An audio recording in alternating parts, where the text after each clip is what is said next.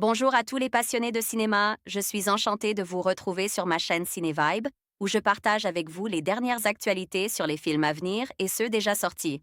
Pensez à vous abonner pour ne rien manquer des nombreux contenus captivants à venir. C'est Bonjour à parti! tous. Dans cette vidéo, je vais vous parler de Equalizer 3, le dernier opus de cette saga captivante. Je vais partager avec vous mes impressions sur le film, les performances des acteurs, et ce qui le distingue des précédents volets. Nous allons également plonger dans l'intrigue et explorer les thèmes principaux qui font de ce film un incontournable. Restez avec moi pour découvrir tout ce que vous devez savoir sur Equalizer 3. C'est parti! Sony Pictures Releasing France. Titre original, The Equalizer 3. Date de sortie, 30 août 2023. Durée, 1h50. Interdit au moins de 12. En site officiel l'Italie selon Denzel, du kebab et des cartels. Synopsis du film. Robert McCall est un ancien assassin à la solde du gouvernement des États-Unis. Las de ses activités de tueur professionnel, il décide de se rendre en Italie pour couler ses vieux jours. Mais c'était sans compter sur la présence de la mafia qui est bien décidée à empêcher une retraite douce pour notre cher Robert McCall. Stefano Montesi, 2023. CTMG, INC. All Rights Reserved. Sony Pictures Releasing France. Le Vigilant Movie est un genre particulier et significatif de tout un PAN du cinéma. De Taxi Driver en passant par L'inspecteur Harry, ou encore avec des propositions très radicales comme La dernière maison. Sur la gauche, de Wacraven, ce sous-genre met en scène souvent une affaire de vengeance ou d'un homme lambda qui défend les opprimes.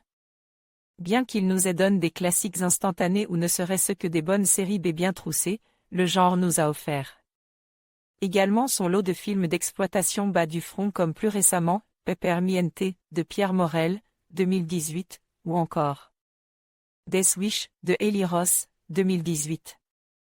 Autant dire qu'il y a à boire et à manger et qu'on ne sait jamais vraiment si on va passer un bon moment ou faire la sieste du siècle. En 2014, le réalisateur Antoine Fuqua reforme le duo avec Denzel Washington qu'ils avaient créé en 2001 avec Training Day. Leur projet, dépoussiérer la série emblématique des années 80, The Equalizer, porte par Edward Woodward. On se retrouvait alors face à un pur produit d'exploitation qui faisait ce qu'on attendait de lui, voir ce bon vieux Denzel Washington casser du malfrat pour défendre la veuve et l'orphelin. Le film était un peu trop long pour son propre bien, mais nous faisait passer un bon moment, notamment grâce à l'investissement de son acteur principal et à quelques séquences de castagne où hémoglobine est ralentie faisaient bon ménage. Mais le système étant ce qu'il est, et au vu du succès de ce premier film, deux suites verront le jour. On attaque ce troisième chapitre avec une séquence dans un vignoble du sud de l'Italie, où notre bon vieux Denzel a fait un véritable carnage. Premier problème, et il sera récurrent et significatif de comment ce film a été appréhendé par son équipe, c'est qu'on arrive après la tempête, nous humbles spectateurs. Assis sur une chaise sous la surveillance de deux molosses, notre protagoniste lustre son arme après l'avoir déversée sur à peu près tout et tout le monde dans la maison. 2-3 tatanes plus tard, notre héros élimine ses geôliers et s'en va prendre un ferry. Pour ce qui est d'iconiser, en une introduction, Robert McCall et ses capacités meurtrières, la question du hors-champ est intéressante. On nous réintroduit le personnage à ce qu'il semblerait être le meilleur de sa forme et en pleine possession de ses moyens. Le souci, comme dit plus haut, c'est que ce procédé se verra être utilisé jusqu'à la confrontation finale contre l'antagoniste du film et sa clique.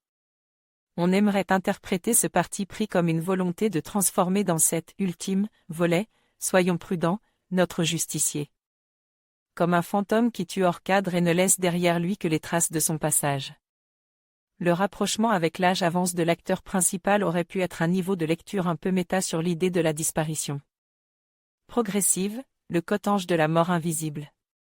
Mais ça serait prêter à Antoine Fuqua des intentions qu'il n'a pas et qui ne se retranscrivent pas dans sa mise en scène.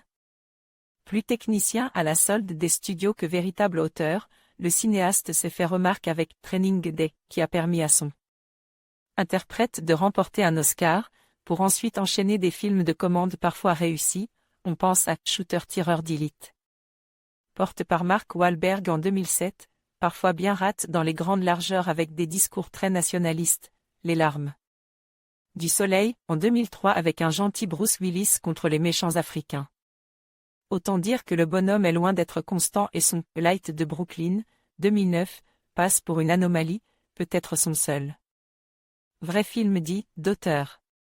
Malheureusement pour nous, hormis un premier épisode sympathique, on constate que tout ceci a l'air d'être produit à la chaîne, sans réelle passion ni vision. Nous nous retrouvons alors, encore en 2023, avec une représentation de l'Italie qui n'évitait bien entendu pas les clichés, mais pire. Ne s'intéressait pas réellement à ce dépaysement, quitte à ne pas le respecter. Quand un plat typique du coin devient une shish kebab, c'est qu'il y a un réel manque d'investissement de la part de toutes les personnes qui ont participé à ce projet. Tout comme la représentation de la mafia, qui passe par des imageries rappelant plus les cartels de Mexico que les familles siciliennes. Un cadavre accroche à sa fenêtre, mais où sommes-nous? Tout ceci a bien entendu comme effet de tuer notre immersion, la représentation n'étant finalement pas fidèle au réel. L'effet se décuplait également sur les seuls décors du film que l'on ne cessera de visiter. Entre la place du village, qui semble être un bon décor de studio, et l'appartement du vieux Enzo, on ne voit que trop rarement notre personnage évoluer ailleurs. Hormis des plans de coupe-carte postale tout droit venus d'une banque d'images, jamais ce lieu unique où se trouve notre protagoniste ne sera réellement utilisé. Alors oui, on voit bien Papy Denzel monter et descendre quotidiennement les marches qui parsèment ce village à flanc de montagne. Mais seulement pour nous symboliser sa convalescence. Pas une seule scène d'action n'utilise ce décor unique et l'on regrette de ne pas avoir vu de course-poursuite dans ces dédales d'escalier. Autant vous dire que l'action se serait déroulée à Melun qu'on n'aurait pas vu la différence. Entre l'absence quasi totale de confrontation directe à main nue entre Robert McCall et ses nouveaux ennemis et la disparition au fur et à mesure de la dramaturgie, le film nous achevait avec son rythme inexistant.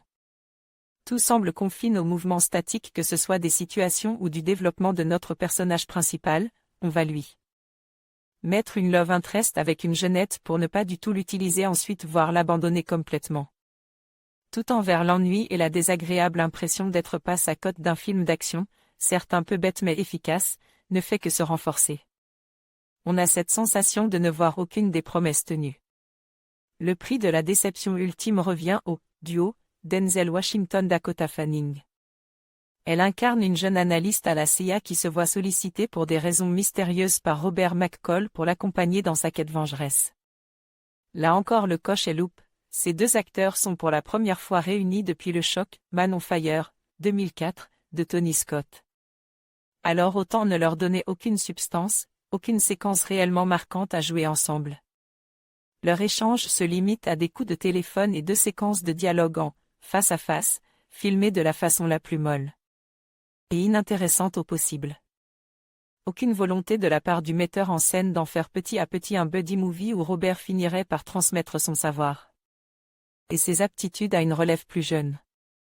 Non, ici ce qui nous intéressait finalement c'est l'absence d'ambition et de discours intertextuel des œuvres. Cette réunion n'a que pour action le verbe et l'idée géniale de jeune apprenti n'est même pas effleurée. Pour enfoncer le clou, le film nous dévoilait la vraie raison de l'implication du personnage de Dakota Fanning par notre protagoniste, après le générique. On apprend alors qu'elle est la fille du couple d'amis de Robert décédé au début du précédent film. Pour nous c'est le point qui nous achevait, où nos yeux deviennent rouges et on n'a alors qu'une envie c'est de se lever pour crier justice. Comment un élément si important ne serait-ce que pour l'implication émotionnelle du spectateur pour un nouveau personnage qu'il ne connaît ni d'Ève ni d'Adam, se retrouve en scène, bonus, et pas dans le film lui-même? Comment diable est-il possible de se dire que cet élément n'est pas essentiel à l'ancrage du personnage dans nos cœurs de spectateurs? Et pour ne serait-ce que justifier son temps de présence à l'écran? Ce petit bout d'information permet beaucoup de choses, mais aussi de tisser un lien tangible avec les films précédents. Ce dernier acte de trahison est révélateur d'une entreprise qui n'a que faire de la culture qu'il représente et de l'histoire qu'il veut raconter. Alors oui, Denzel Washington est un monstre de charisme, mais il n'est jamais utilisé de façon impactante afin de permettre à ce grand acteur de tirer une révérence digne de ce nom, ou de rendre hommage à ses films d'action passe. À l'avenir, autant s'inspirer de projets plus malins dans leur approche, fin d'une époque, comme avec Monsieur Holmes, de Bill Condon. 2015, où l'on retrouvait le célèbre détective sur sa fin de vie, devant faire face à son ultime enquête. Embrassant la décrépitude du corps et de l'esprit de Sherlock avec un Ian McKellen à fleur de peau, c'était là une vraie proposition. Sur un héros-pass, presque déjà devenu fantôme, qui devait faire face à une dernière épreuve. C'est sûr, cela rapporte moins de gros sous-sous, mais ce système ne doit-il pas aussi se remettre en question? Vu les flops à répétition des grandes majors cette année, on est en droit d'espérer qu'un jour dans un monde parfait les projets seront mis en place pour les bonnes raisons et que le kebab devienne le plat national italien. On peut rêver, non? Germain Brevoort envoyait un message au rédacteur Antoine Fuqua. Antoine Fuqua, laissez un commentaire, votre note, votre pseudo, votre commentaire. Sony Pictures Releasing France. Titre original, The Equalizer 3. Date de sortie, 30 août 2023. Durée, 1h50. Interdit au moins de 12 ans. Site officiel. Événement. 10 films attendus de l'été 2025. Rétrospective, 11 films de Bo Widerberg, de Wang Bing, de Maria Tronor. La trilogie d'Oslo, Amour, de D.A.G. Johan Ojrud, de Maxime David Moreau, de James Gunn, de Jitan, de Tony Dati, de Alessandra Lacorazza, de Raphaël Quénard et Hugo David, de Pedro Pino, de Gareth Edwards, de Bertrand Guéry. La trilogie d'Oslo, Rêve, de D.A.G. Johan Ojrud, de Céline Son Mamie Sitting, de Darren Thornton. Homme, qui sommes-nous?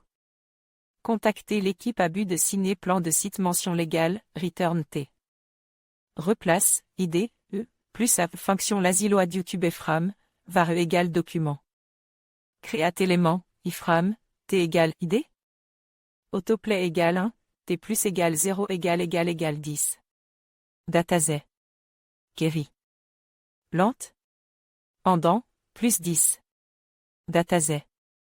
Kerry, cet attribut, src, t replace, id, 10. Datazet.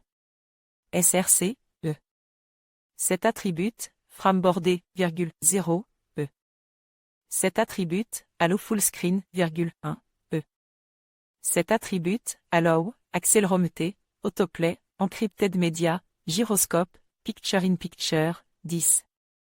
Parent node. Replace child, 10, document. À devant listener, donc content loaded, fonction, var, t, à égal document. Jetlement biclass nam, RLL YouTube Player, for, t égale 0, t.